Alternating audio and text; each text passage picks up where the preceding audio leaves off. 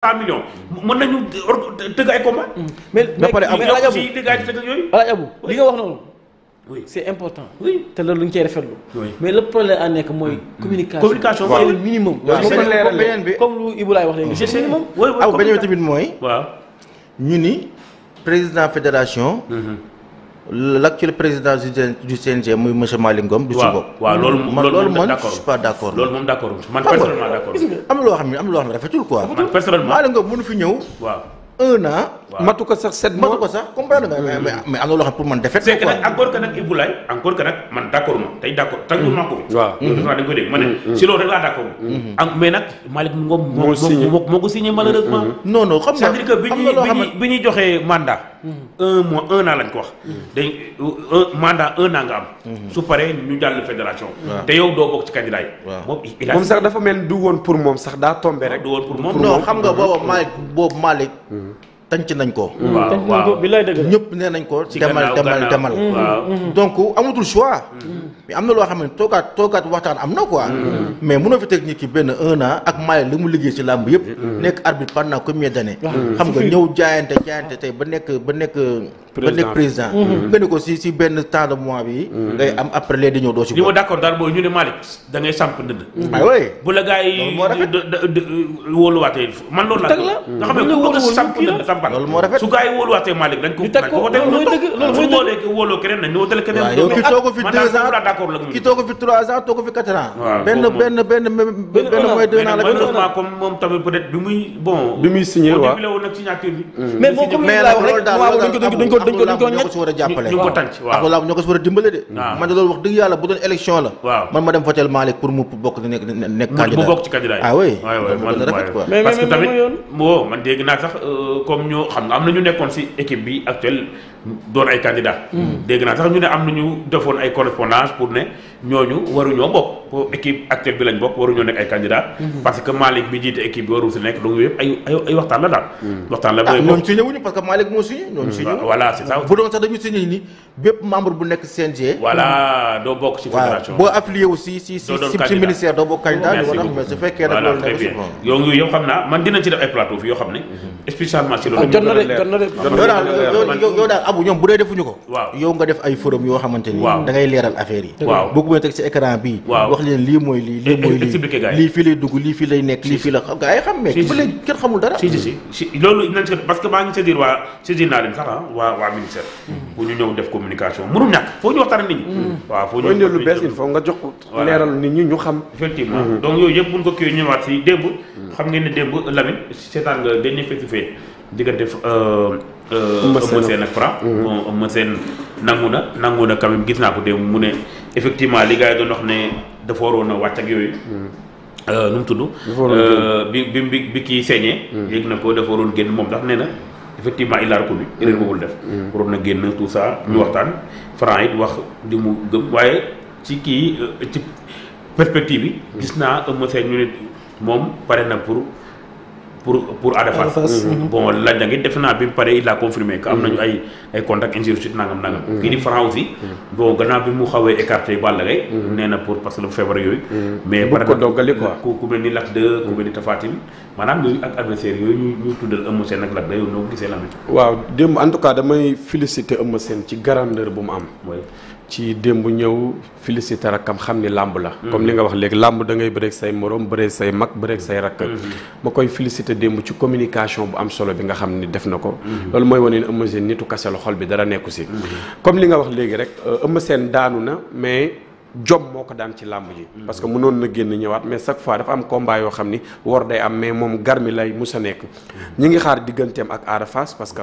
làmb soxla na ko ñi ngi xaar digganteem ak Zarko parce que làmb la yoo xam ni làmb yu neex a neex la ku ci mel ni Franc li nga wax rek nee na Lac de Guiers moo waxoon xamu ko jamono ji moom dafa xew lijjantiwul Lac de Guiers. Balla Gaye dafa feebar nee na parewul pour doggali ko mais Siteu mi ngi fi Tapha Tine mi ngi fi. Lac de Guiers mu ngi fi moom mooy xaar ak stafam rek ñu xool ku leen làmb boole rek ñu bëri ak moom. macha allah nu mu tuddati. laataa ñu ñëw si Modou Lo Sa Thiès Ibou Laye. Franc nee na comme def na dernier face-to-face pare na combat la bëgg. waaw moom xale la dafay bëre dafay liggéey. combat la bëgg te dàqul Lac Tapha Tine dàqul Lac 2 dàqul kenn ne daal bu ku estafam ne ko kii la rek.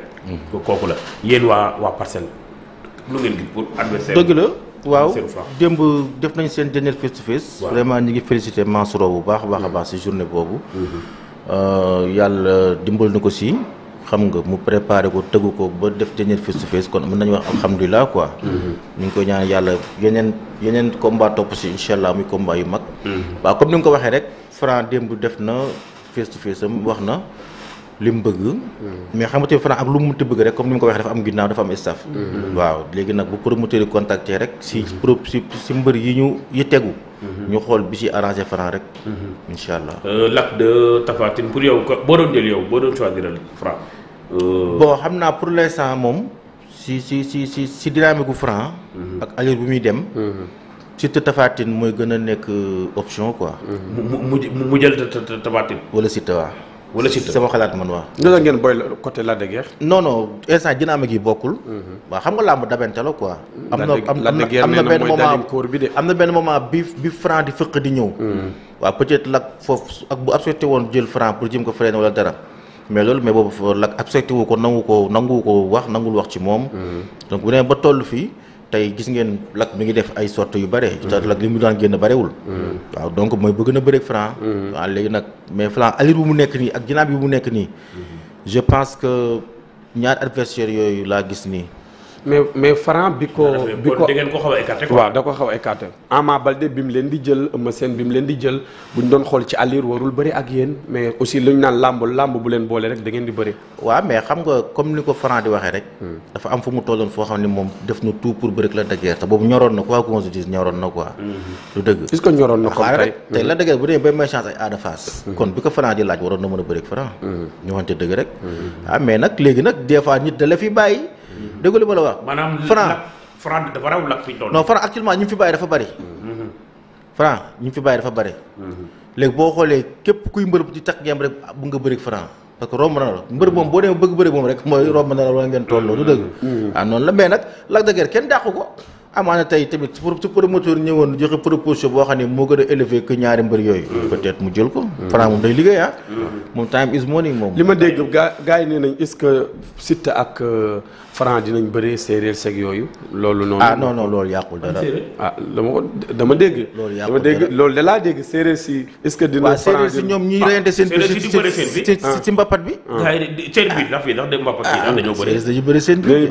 parce que dañ leen wax bon Serigne Ndiaye kenn mënu ko écarté carrément séeréer te bëri na ak Doudou Sané bu yàggul te ay ñoom usine doole ak ñoom grand bañ ñoom kii bëri nañ fi ci tournoi Ligue Nicolas bon man defe naa lamb day toll foo xam ne bon liggéey la waaw liggéey la mais dafa am ay gis nga ak kii bu leen lamb gis nga Lamine defe naa séeréer dafa gore Franc bien que ni njaago la mais séeréer da ko ngem ba mu toll fi mu toll Franc dafa yàgg ak séeréer si te kóllëre boobu dafa am ak séeréer si Franc bi bu commencé am tournée sax la gars yi foog ni la xam ne njaago la nga xam ne njaago la mais Franc ñëpp dañu foogoon séeréer la Franc mbokk mbëru séeréer bu mu mënti am tamit loolu du yàq dara ak ñi ko doon jàppaleeg ñi ko doon kii ku nekk da ngay nekk sax dañoo bëgg seen mbokk de surtout am na ñu koy jàppale ñoo xam ne duñ ko war Franc am ñu ko jàppale ñoo xam ne duñ ko war waaye parce que tey boo xoolee séeréer ndax muy fonk Franc mooy Franc li ko wër yëpp xoolal Franc li ko indi stade kan moo siy joolaa wala leneen ñëpp ay séeréer lañ waaye nag gën a jege gën a yey saa waay yéen sax bi ngeen xamee ni surtout bi mu ñibbee yàggul de waaye fa lay defee open presse de waaw loolu moom dëgg la comprendre nga mais loolu yàqul dara pour ay Franc Siteu nii affaire séeréer non du dara séeréer si yëpp mun ñu faral Siteu ñoo xamante rek léegi kii nag Franc Eumeu Sène bu ne Eumeu Sène Ada Fass gis nga boobu combat booy moom bu ñu dofloo bu ñu dofloo waaw ba faj me Eumeu Sène dina fi rey nit de baax na rek dama lay xam benn affaire rek démb day bu fi dofloo ba xool ci Franc nee na leen jël leen ko rek baax na waaw Franc nee na leen Ndakaaru mënu ci dara Eumeu Sène man démb bi mu nuyoo damaa tiit waaw Eumeu Sène bi ma nee jàpp loxo waaw ma profité peese ko waaw damaa tiit nga xam ne waxagul bi benn xale bàyyi naa la yàlla dégg nga li mu wax chaque mois dina def si moom lu ëpp 300 000 si li muy lekk waaw chaque jour am na 7 repas yu muy lekk yoo xam ne benn bu ko ci sa morom am hygiène de vie di entraîner gënoo ko bëgg entraînement comprendre nga Eumeu Sène seul ngay gis mu bëre dimanche mercredi mu reprendre salle. oui. xale bu ko si moytuwul. wala nga dem liggéey ba am doole ñi da ngay soog ëmb seen. ëmb seen Ndakaaru mënu ci dara wala. bu taxawee Ndakaaru mënu ci dara. saa waay. man daal du ma dàq kenn ëmb seen mi ngi noonu bëgg na jël Ndakaaru. Ndakaaru bëgg na jël ëmb seen. ëmb seen daal xam naa ne du ñeexu ñebbe li Modou Lo di wax. waaw du ñeexu ñebbe de. parce que mag muy entraîné la mag mu sàmm boppam la. mag mu sàmm boppam waaw day liggéey.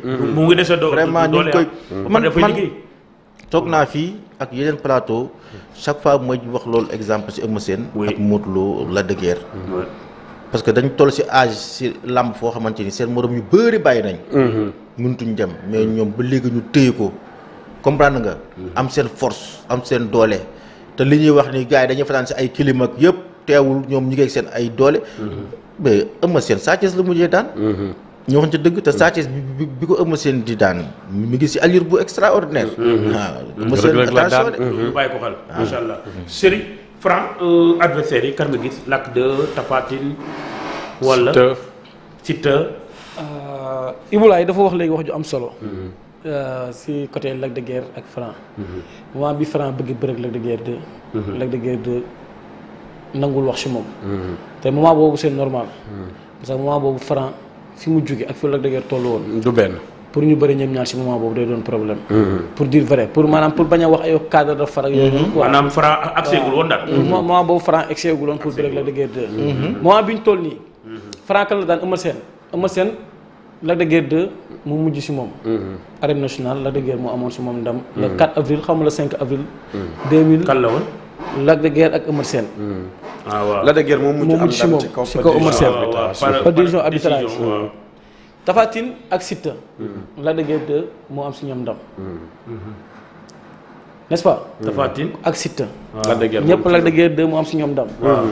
tey Franc bu demee tey ba ni soxlawul Lac de Guiers 2. loolu dañ ko koy nangul.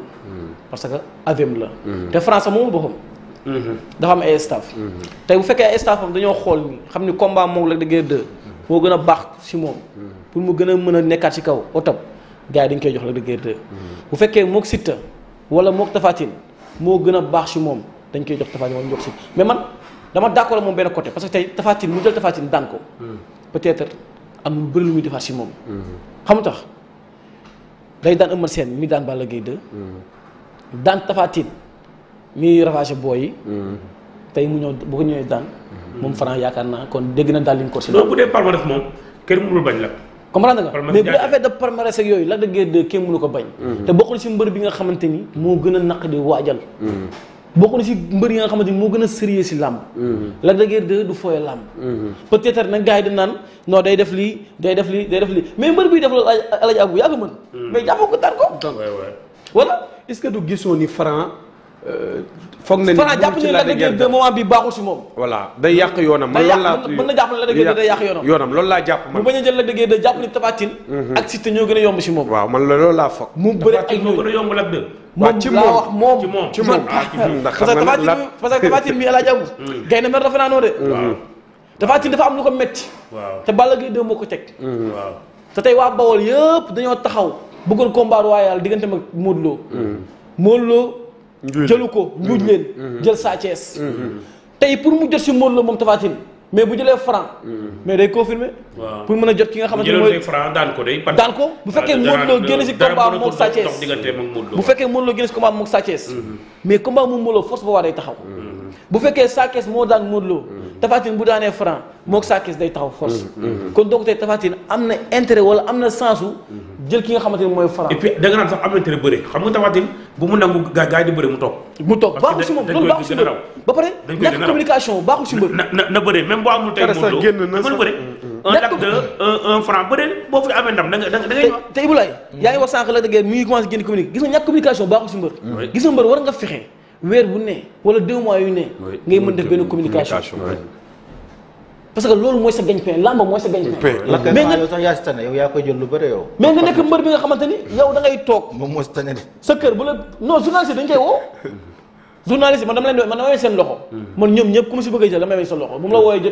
ngay nekk nag sa kër laay ñëw du ma génn te defuma émission te yow xam nga sama jóg sax yow dama lay teg pression par des fois maanaam liggéey bi loolu la laaj liggéey bi doo si bañ ku la jànni doo si bañ ku la wax lu ñaaw mais rawatina nga nekk mbër mais da nga war di def communication promoteur di la bàyyi xel amateur di la bàyyi xel Lac de Guiers 2 mënoo nekk si làmb pour nga def communication problème la ba pare nga bëgg a am combat ba pare ñàkk bàjjal si làmb mais mënul sotti Lamine Samba mënul sotti tey Franc am na plein droit ñu bëggul Lac de Guiers 2 mais ala kulli aal pourtant Franc nag personnellement est-ce que waxagum na loolu moom nee na rek xamu ma ko bon loolu waxu malak la nee na xamu ko quoi xamu ko parce que Lac de Guiers 2 boo ko waxoon loolu ba ci stafam sax loolu mais dama Franc démb nee na ba pare gars yi bëgg nañ lu gën a show loolu quoi non Franc te abu Franc mënul am lu gën a show non ba pare aussi da ngay ne xool aussi